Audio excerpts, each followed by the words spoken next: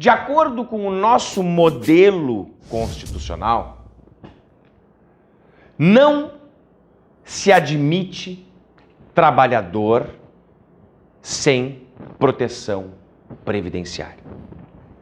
Não se admite trabalho remunerado sem contribuição. O fato gerador da contribuição previdenciária é o exercício de atividade laborativa remunerada. Isto quer dizer que a Previdência Social brasileira ganha contornos de compulsoriedade, de obrigatoriedade de filiação. Não se fala em previdência sem custeio. Não se fala em trabalhador remunerado sem contribuição. Não se fala em trabalhador remunerado no Brasil sem filiação obrigatória à Previdência. Então a Previdência Social brasileira, no nosso modelo constitucional, ela tem um mundo obrigatório ou compulsório. A Previdência é compulsória, a Previdência é obrigatória. Na sua essência, a Previdência é obrigatória.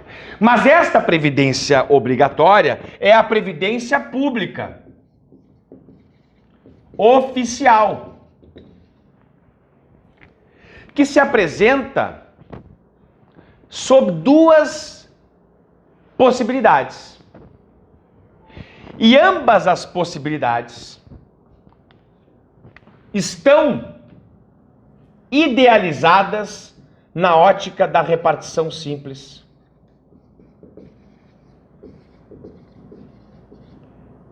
Ou chamada solidariedade.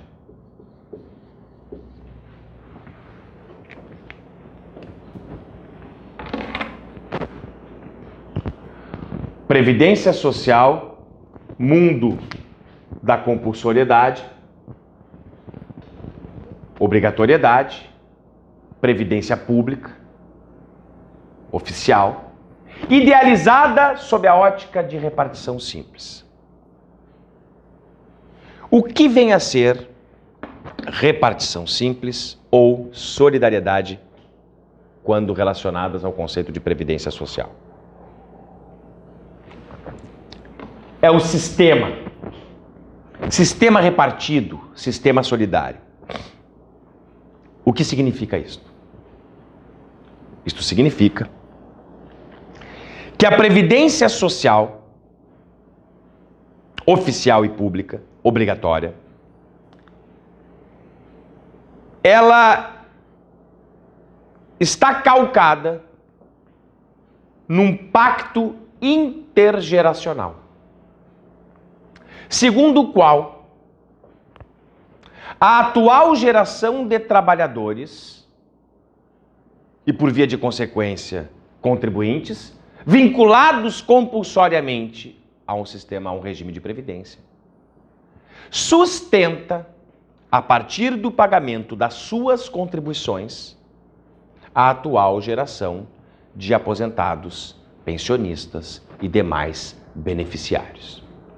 Então, significa dizer que não é a minha contribuição acumulada ao longo da minha vida que refletirá no pagamento do meu benefício. Não dependo, para receber meu benefício, de um saldo acumulado pelas minhas contribuições recolhidas ao longo da minha vida. Não existe este regime ou este sistema de poupança privada nos regimes públicos oficiais. O sistema é repartido, o sistema é solidário. A atual geração de contribuintes, a partir do recolhimento das suas contribuições, sustenta a atual geração de beneficiários. Todos os meses, os recursos arrecadados por contribuições previdenciárias dos trabalhadores e dos seus empregadores servem para o pagamento dos benefícios devidos aos segurados e dependentes aposentados, pensionistas, recebendo auxílio-doença e outros benefícios. Este é um sistema que, para funcionar bem, depende de uma condição demográfica favorável. Significa isto dizer que é preciso ter um número de contribuintes suficiente para sustentar o número que existe de beneficiários. É preciso ter muito mais contribuintes do que beneficiários. É preciso ter muito mais pessoas contribuintes na população economicamente ativa do que pessoas na população economicamente inativa. É preciso ter mais jovens do que idosos. É um sistema que funciona como se fosse uma pirâmide. Uma pirâmide. E para ele ter o seu equilíbrio, a base da pirâmide, que é composta pelo contribuinte, deve superar e muito o topo da pirâmide, que é composta pelos beneficiários. Nós temos que ter um país jovem para esse sistema funcionar. O problema é, para este sistema, quando o país envelhece. A qualidade de vida melhora, as pessoas têm um prolongamento da sua vida, o que faz com que este topo da pirâmide comece a aumentar. E a base começa a diminuir. Chega-se ao ponto, em alguns casos, de inversão completa da pirâmide. Contribuintes e beneficiários. Como sustentar um sistema de repartição simples com estas características, que é, aliás, para onde o nosso país está caminhando? A nossa expectativa de vida média tem aumentado muito. Isto é bom. Isso revela uma evolução dos índices de qualidade de vida, dos índices de sucesso da medicina. Por outro lado, nós temos um enfraquecimento da base contributiva para sustentar os benefícios. O Brasil, na década de 30 próxima, 2030, 2040, até ali, já terá a sua pirâmide invertida. Nós já seremos considerados um país de idosos, onde teremos mais beneficiários do que contribuintes. Teremos mais pessoas na faixa etária dos idosos do que na faixa dos não idosos, dos jovens. Hoje no Brasil se considera idoso alguém com 60 anos. Só que as pessoas se aposentam em média com menos de 60 anos. As aposentadorias por tempo de contribuição são concedidas em média para mulheres aos 52 anos e para os homens aos 54. Se a expectativa destas pessoas já é 80 anos, porque uma coisa é a expectativa de vida média para ambos os sexos de quem nasce hoje. A expectativa de vida média do brasileiro que nasce hoje é de 75 anos. Mas a expectativa de vida média de um brasileiro que tem hoje 54, 55 anos é de 80 anos. Vocês vão perguntar, mas como isso? É de 82 anos. Como que pode isso? Como pode alguém que nasce ter uma expectativa de vida menor do que alguém que já está com uma idade mais avançada? Por dois aspectos básicos.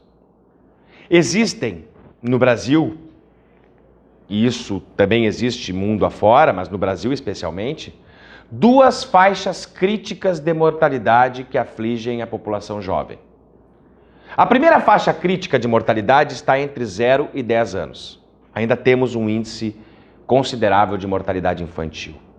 E a segunda faixa crítica está no adulto jovem entre 20 e 40 anos, sobretudo vitimados, esses adultos jovens, pela violência, seja ela oriunda do tráfico, dos acidentes de trânsito e outras causas. Existe uma parcela da população jovem que é dizimada, e é justamente aquela população que estaria na base da pirâmide, contribuindo, que é dizimada pela violência. Isto faz com que aquele que nasça tenha uma expectativa de vida reduzida. Mas claro que uma pessoa que nasce hoje, em 2016, que tem a expectativa de vida média aos 75, e que é menor que a expectativa de quem tem hoje 55, quando este que nasceu hoje atingir os 55 anos de idade, a expectativa que hoje é de 82 será de 92, 93, 95, 100 anos, não sei. Então, tudo é uma questão de média a partir das perdas que ocorrem no meio do caminho. A partir dos 40 anos, a maior causa de morte no Brasil passa a ser natural. E isso faz com que haja um prolongamento maior da vida. Então, isto explica o porquê de alguém que nasce ter uma expectativa de vida menor do que aquele que está já com uma idade mais avançada. Claro que esse que nasceu hoje, quando chegar naquela idade, vai ter uma expectativa ainda maior, porque isso vai aumentando.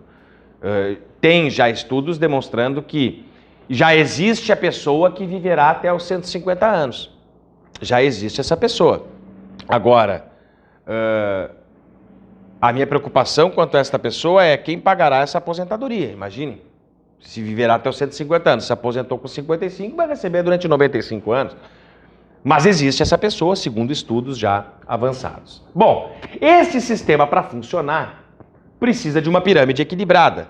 Até porque um dos princípios basilares da Previdência Social brasileira, que vem esculpidos no artigo 201, é o equilíbrio financeiro e atuarial. Como manter um sistema equilibrado quando tem mais beneficiários do que contribuintes? Aí só existem duas possibilidades. Ou se altera todo o sistema e se passa a trabalhar com um sistema que alguns países já adotaram sem muito sucesso, sistema de capitalização, que é um sistema calcado na ideia de poupança privada, aquilo que eu ao longo da vida acumulei,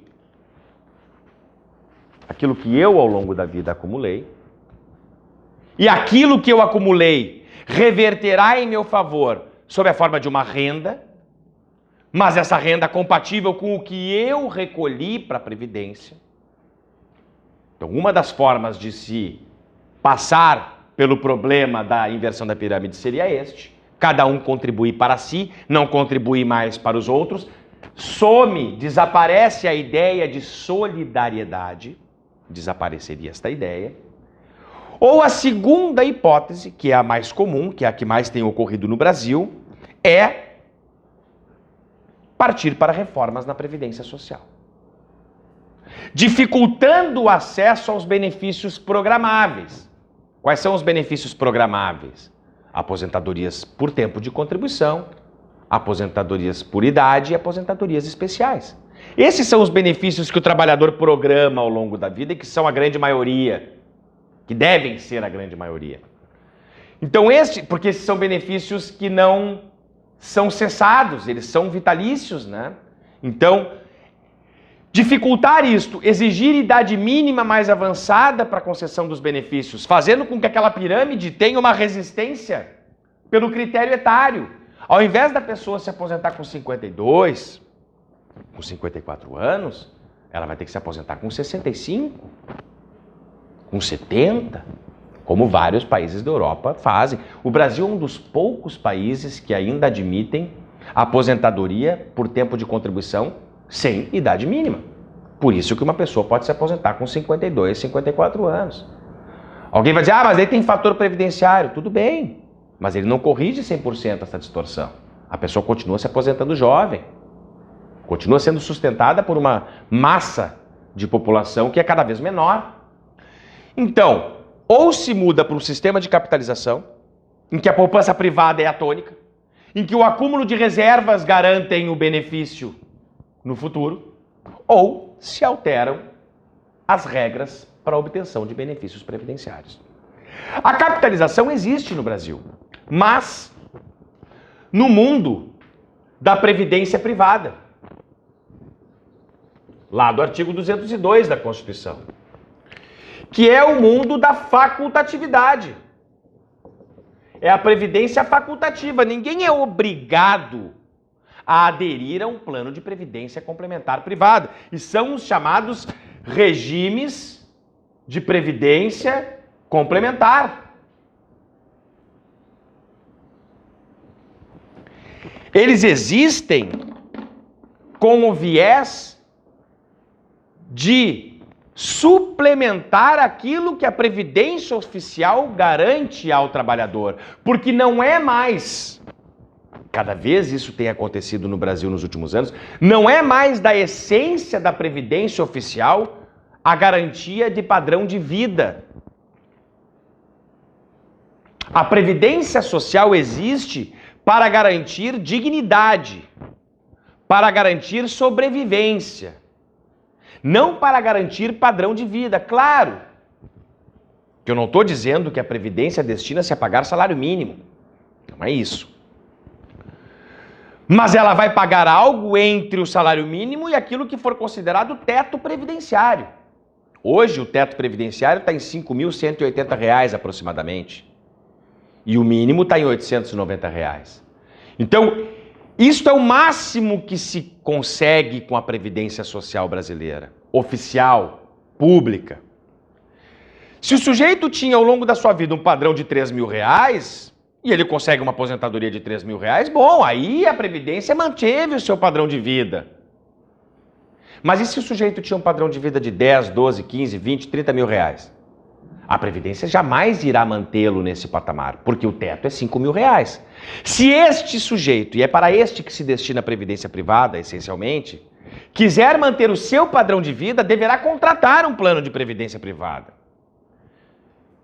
Deverá aderir a um fundo privado de Previdência que reverterá a seu favor uma renda de acordo com aquilo que o aderente contribuiu ao longo da vida e acumulou na sua reserva matemática individual.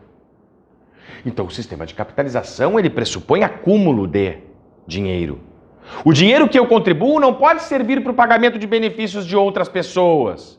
O dinheiro que eu contribuo serve para o pagamento da minha complementação, da minha suplementação de aposentadoria. Então, esta é uma lógica completamente diferente. E o artigo 202 abre esta possibilidade à iniciativa privada.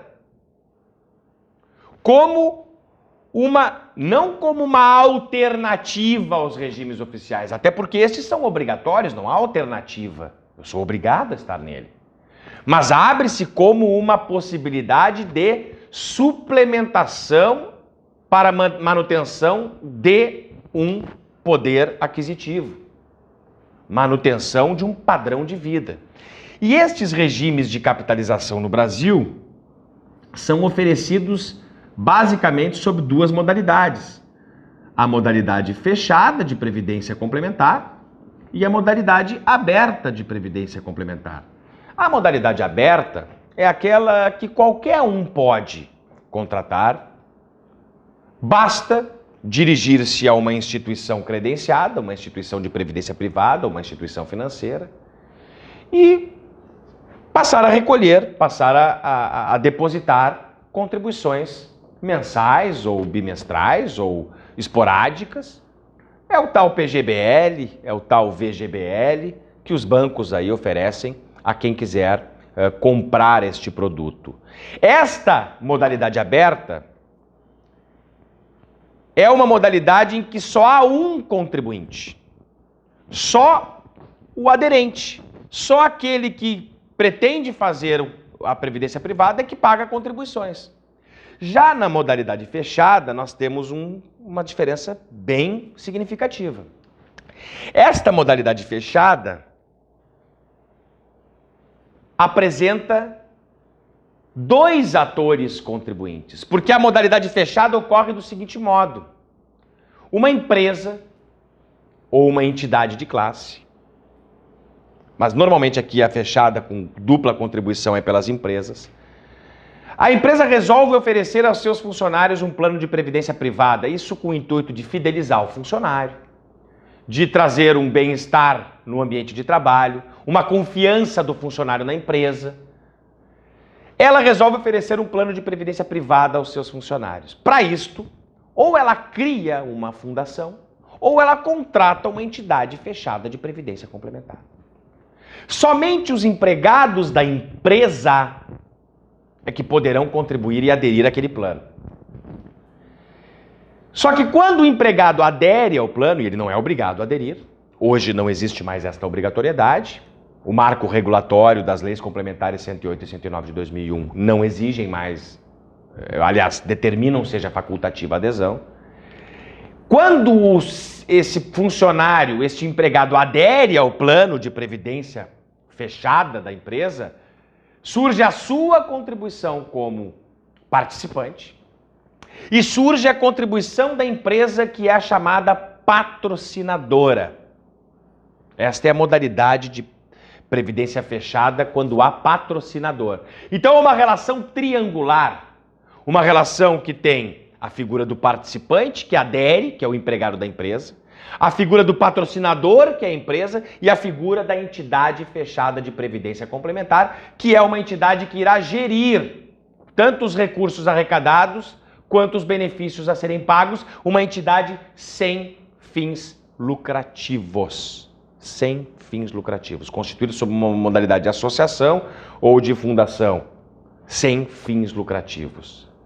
Mas pode ainda haver uma previdência privada fechada, instituída, um órgão de classe, uma associação de classe, a OAB, por exemplo, né, a Ordem dos Advogados do Brasil, ela resolve oferecer para os seus membros um plano de previdência. Ela, a OAB, não contribui. Ela apenas autoriza e oferece este plano para os seus advogados, com alguma vantagem, porque são muitas vidas, e uma entidade fechada de previdência complementar assume aquela obrigação, mas o instituidor não é um contribuinte. Bom, esse aqui é o sistema de capitalização, que funciona com poupança privada. Funciona a partir de uma poupança privada. O que eu acumulo reverte a meu favor, seja em forma de saque único, seja em forma de renda vitalícia, conforme eu determinar, pagando os tributos que eu quiser pagar ou da forma como deve ser pago, tudo pode acontecer. Mas aqui, isto não acontece. E estes regimes, ou este sistema de repartição simples, que está dentro da ideia de compulsoriedade, ele se divide em dois regimes previdenciários possíveis. De um lado, nós temos os regimes próprios de previdência social. E de outro lado, nós temos o regime geral de previdência social. Os regimes próprios vêm previstos no artigo 40 da Constituição, enquanto que o regime geral vem previsto no artigo 201 da Carta Federal. Os regimes próprios, obrigatórios, compulsórios, repartição simples, são os regimes destinados a uma classe específica de trabalhadores remunerados. É o regime de previdência destinado aos servidores públicos efetivos. Os servidores públicos efetivos são os destinatários ou os filiados, os vinculados aos regimes próprios de previdência social. Nós vamos ter que explorar um pouco este conceito de servidor público efetivo para termos a exata noção de quem está no regime próprio e quem está no regime geral. Aliás, regime próprio não está no edital na parte de previdenciário, mas está no edital na parte do direito constitucional. Porque no direito constitucional existe uma parte ali do edital que fala em administração pública e servidores públicos, artigos 37 a 41. Portanto, o artigo 40 pode e deve ser exigido no momento da prova, mas tanto o professor de direito constitucional quanto o professor de direito administrativo têm a incumbência de trabalhar esses regimes. Se preciso for, eu posso vir depois, mais adiante, e dar uma aula fazer umas 2, 3 horas só sobre estes regimes de previdência dos servidores públicos, os regimes próprios de previdência, que é uma cadeira que, aliás, tenho muito gosto em lecionar nos cursos de pós-graduação. Regime geral de previdência é para todos aqueles trabalhadores que não estiverem amparados por regime próprio. Está no regime geral o trabalhador remunerado não amparado por regimes próprios. Portanto, o regime geral é um conceito residual. É um não ser. É regime geral quem não é regime próprio. Mas apesar de ser um conceito residual, este é o regime que se apresenta mais amplo, com o maior número de trabalhadores. Sem dúvida, nós temos muito mais trabalhadores não servidores públicos efetivos do que servidores públicos efetivos. Mas precisamos entender quem é que se encontra no regime próprio para depois passarmos a análise de quem está no regime geral, analisarmos os princípios da Seguridade e descermos finalmente para a Lei 8.212 e para a Lei 8.213. Quem é servidor público efetivo?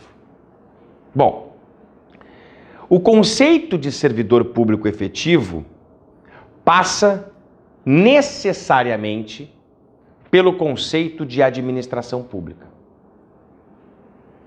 A partir da compreensão que nós tivermos sobre a estrutura administrativa, a divisão da administração pública, direta, indireta ao pública, indireta privada, nós teremos a exata noção do que vem a ser cargo público efetivo, cargo em comissão, emprego público, função de confiança, e aí nós podemos saber quem está no regime próprio e quem está no regime geral de previdência. O regime próprio é para servidor público efetivo. Já coloquem agora, já anotem agora, servidor público efetivo é aquele que um dia poderá ter estabilidade ou vitaliciedade no caso dos membros da magistratura e membros do Ministério Público. Tá bem? Então, esta é a divisão, este é o organograma da Previdência Social na Constituição, que determina a obrigatoriedade de filiação à Previdência. Não há no Brasil a possibilidade de não filiar-se. Eu prefiro não pagar Previdência. Se tu és considerado um trabalhador remunerado, enquadrado na legislação como segurado obrigatório e não pagas a tua contribuição, de duas uma. Ou esta contribuição não foi paga porque o teu empregador não fez e aí tu não tem prejuízo, ou se era teu dever recolher enquanto autônomo, profissional liberal, e não recolheu, tu és um devedor da Receita Federal. Pode ser cobrado, pode ser autuado. Não há opção, é obrigatório. E dentro do regime obrigatório, vigora o sistema de repartição simples ou solidariedade, pacto intergeracional, e dois regimes daí emergem, o regime próprio e o regime geral. No nosso próximo encontro, na nossa próxima hora, nós vamos dirimir um pouco isto, nós vamos aprofundar um pouco este conceito para chegarmos ao não ser. Para chegarmos ao não ser. Quem não for daqui, estará aqui. E a partir daí, estudarmos cada uma das categorias de segurados do regime geral, porque a nossa disciplina aqui envolve o regime geral de previdência, essencialmente. Tá bem?